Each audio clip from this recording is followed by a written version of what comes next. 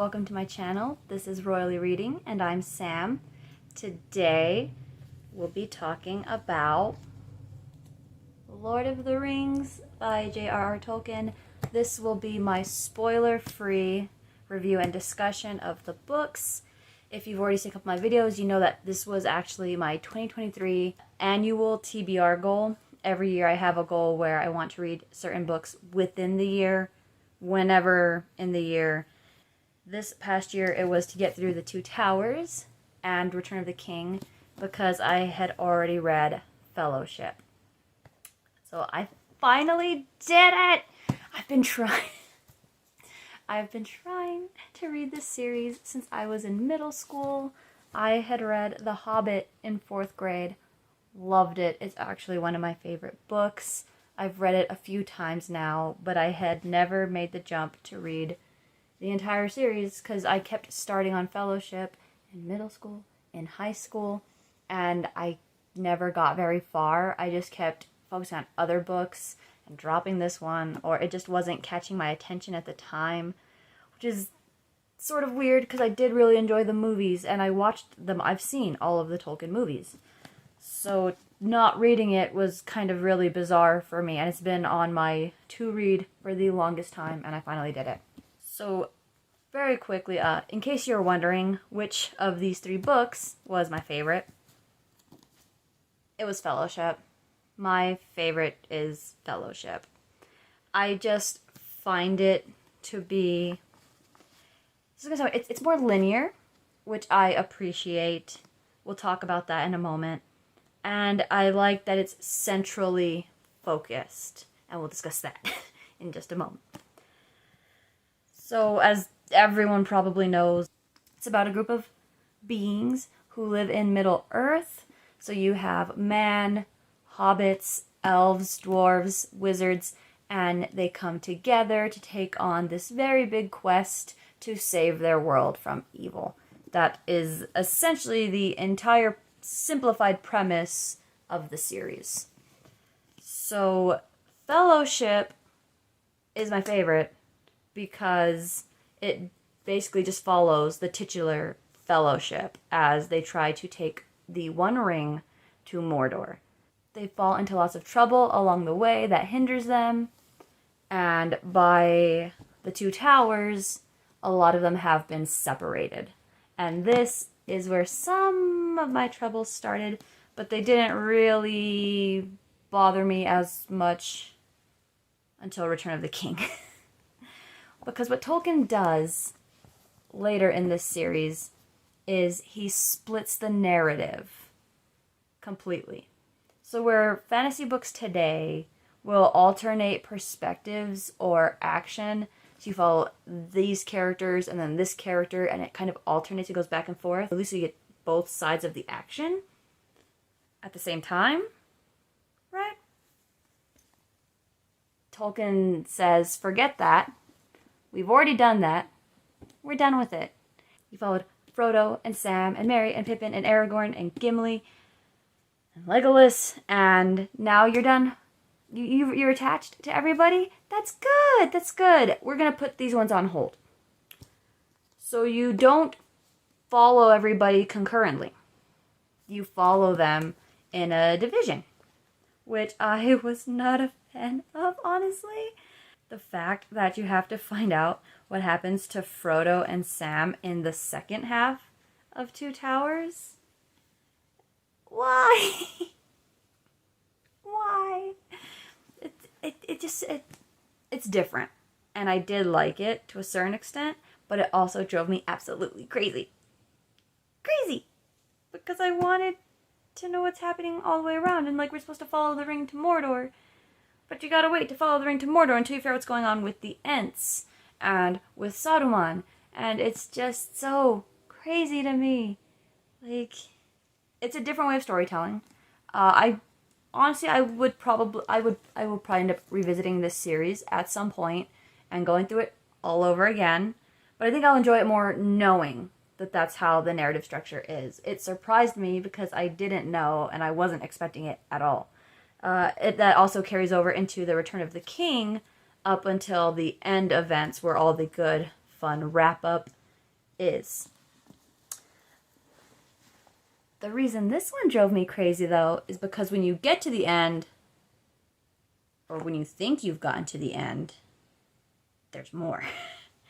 It almost felt like the story that just refuses to end. Because it's like, I've got something for you that you're going to enjoy, but we're going to take a minute to get there.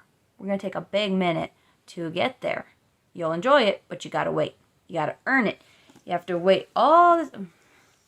There were so many times when I thought, isn't this the end? I think this should be the end.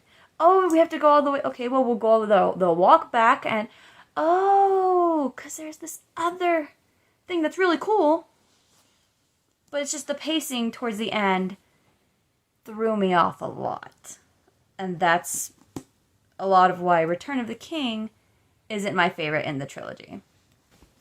And Two Towers threw me off because of the narrative structure. So essentially, those are two different things that, while I enjoyed the books and the broader story, those narrative choices kind of set me back just a little bit on my progress with it.